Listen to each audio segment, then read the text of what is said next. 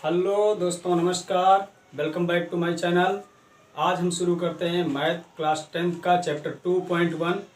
कल की वीडियो में हमने ये देखा था कि हम बहुपद किसे कहते हैं, बहुपद को हम किस तरह से जानेंगे, समझेंगे। बहुपद के अलग अलग प्रकार के टाइप्स हमने देखा था कि हम किस तरह से उनको पहचान सकते हैं, बहुपद को किस तरह बना सकते हैं। हमने बहुपद लिखने, जानने, समझने के लिए एक सूत्र भी बनाया था। उस सूत्र के अकॉर्डिंग अगर हम किसी भी नंबर को लिखते हैं तो वो आसानी से बहुपद बन करके तैयार हो जाता है। अब हम देखते हैं 2.1 में कुछ बार ग्राफ्स यहाँ पर दे दिया गया है और इन ग्राफ्स को हल करके हमें बताना है कि कौन से बहुपद के कितने शून्यक हैं। हमें कुछ और नहीं देखना है, केवल शून्यक बताना है। वैसे तो हमने देखा था कल रैखिक बहुपद, द्विघातीय बहुपद, त्रिघातीय, चार घातीय, ये सभी प्रकार के बहुपदों को हमने अच्छी तरह से देखा था। अब बच्चों, अगर बहुपद एक घातीय है जिसको हम रैखिक बहुपद कहते हैं तो उसके जो शून्यक होंगे केवल एक ही होंगे। बहुपद अगर दो घातीय यानी द्विघातीय बहुपद, उसके दो शून्यक होंगे। त्रिघातीय बहुपद के तीन शून्यक होंगे। इसी तरह चार घातीय के चार शून्यक होंगे। अगर इसी तरह से हजार घातीय का बहुपद होगा तो हजार शून्यक उसके निकलेंगे। ठीक, हमने पढ़ा था कि मान लेते हैं ax + b = 0। ठीक, ये हमारे पास एक बहुपद का मूल रूप है। मान लेते हैं कि 2x + 4। इस तरह से अगर हम सॉल्व करते हैं बच्चों, तो जब हम इसके वैल्यू निकालेंगे तो जो भी ग्राफ हमारे पास बन करके तैयार होगा तो एक लाइन बनेगी और वो लाइन एक सरल रेखा बनेगी। चलिए मैं आपको बना करके दिखा देता हूँ। हमने देखा था कि 2x और ये जो 4 है बच्चों, इसको इस तरफ भेजेंगे 0 लगा करके, तो 0 - 4 हो जाएगा। तो यहाँ से x बराबर 0 में 4 घटाएंगे -4, और जो गुणा की संख्या है वो इस तरफ जाएगी तो बटे में 2 दूनी 4, यानी x की वैल्यू आ गई -2।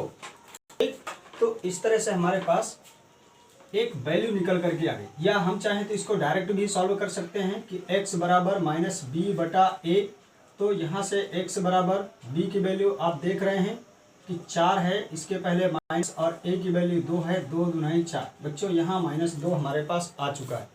अगर हम इसका एक बार ग्राफ खींचेंगे तो ये जो भी सरल रेखा बनेगी ये x अक्ष को केवल एक बिंदु पर इंटरसेक्ट करेगी, प्रतिच्छेद करेगी। इसी तरह से हम पहले नंबर के सवाल को देखते हैं। बच्चों, हमारे पास एक लाइन खींची है नीचे से ऊपर की तरफ जाती हुई और एक दाएं से बाएं की ओर जाती हुई।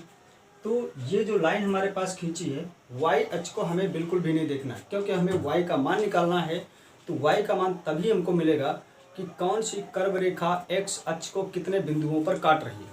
यहाँ पर हम देखते हैं तो y लाइन से हमें कोई लेना देना है नहीं, केवल x अक्ष को देखना है। तो जो एक तीसरी लाइन खींची हुई है वो x अक्ष को कहीं पर भी टच नहीं कर रही है। अगर ये x अक्ष को कहीं पर भी नहीं टच कर रही है तो इसका मतलब इसके कोई भी शून्यक नहीं है। मतलब हमारे पास एक ऐसा भी समीकरण होता है जिसके कोई शून्यक नहीं हो सकते हैं। तो हम इसमें लिखेंगे कि कोई शून्यक नहीं, कोई शून्यक नहीं होंगे। ठीक, इस तरह से बच्चों हमने पहले नंबर के सवाल का आंसर ढूंढ लिया है। अब चलते हैं दूसरे नंबर की तरफ। दूसरे नंबर में आपको देख रहे हैं y अक्ष की लाइन और x अक्ष की लाइन। अब हमें y अक्ष से कोई मतलब है नहीं, केवल x अक्ष वाली लाइन ढूंढना है। x अक्ष की हो, ये जो हमारे पास एक रेखा है ये कितनी जगह पर टच कर रही है। तो हम साफ साफ देख सकते हैं कि ये जो रेखा है केवल एक जगह पर टच कर रही है। इसका मतलब इस बहुपद का केवल एक शून्यक होगा। तो यहाँ लिख देते हैं केवल एक शून्यक होगा। इसी तरह से अब हम देखते हैं तीसरे नंबर के सवाल को। तीसरे नंबर में वही काम करना है। y अक्ष से हमें कोई लेना देना है नहीं है, केवल हमें x अक्ष वाली लाइन देखना है। तो x अक्ष वाली लाइन में कुल कितनी जगह एक कर्व लाइन इसको टच करके जा रही। तो बच्चों गौर से देखो, 1 2 3 3 पॉइंट ऐसे हैं जहां x अक्ष को ये कर्व लाइन टच करके जा रही है। तो 1 2 3 हम लिखेंगे ये जो भी बहुपद है, जो भी समीकरण है, इसके 3 शून्यक निकलेंगे। 3